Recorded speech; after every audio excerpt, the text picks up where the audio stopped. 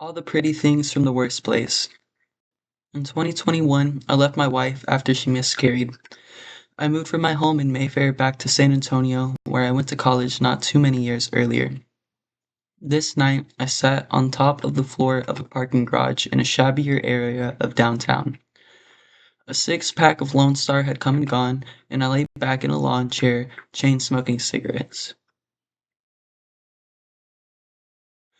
The skitty skyline rose and fell, its tall, boxy silhouettes blending together, creating hills that protected the residents.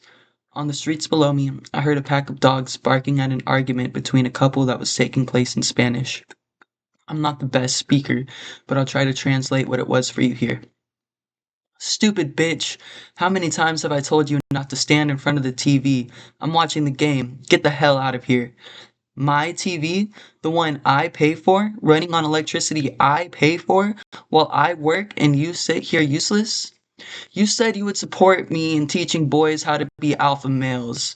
That was almost 5 years ago. How the hell are you going to teach anyone to be a man when you live like a useless little kid?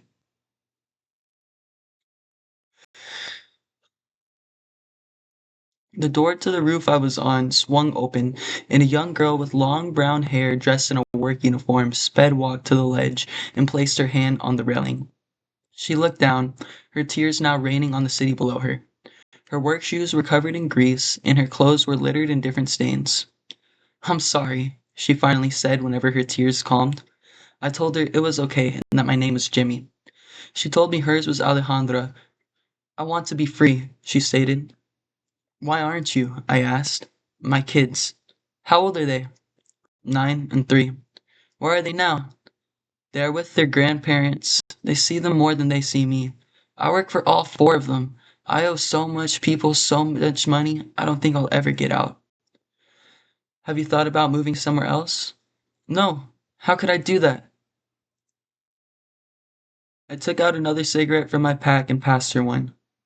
You could hear the music from an emo show close by.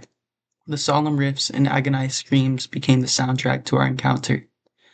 I watched as she struggled to get the lighter to work. After the fifth flick and click, the fire was finally alive.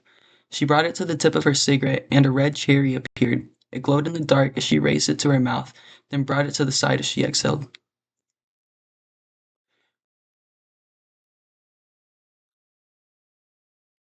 Take them with you. You're poor here. You can be poor on the road, and you can be poor someplace else. Everything's just too much, she said as if she didn't hear me. I'm totally isolated from my friends. I feel like my parents only see me for my money, as if I owe them for babysitting all the time. I don't even want to be working all those hours in the first place. She pushed her cigarette on her shoe, then she pulled out a joint from a capsule in her pocket. She attempted to spark it, but it seemed like the lighter ran out of butane. Can I borrow a light? She asked, extending her hand toward me. She lit the joint, then gave me back my lighter. And then there's the boys. She began to cry again. She took a long drag and then passed it to me. They haven't had their innocence broken yet. They're so happy all the time. They think we're rich. I can't break down in front of them. I have to keep a fake smile. I have to pretend mommy's okay.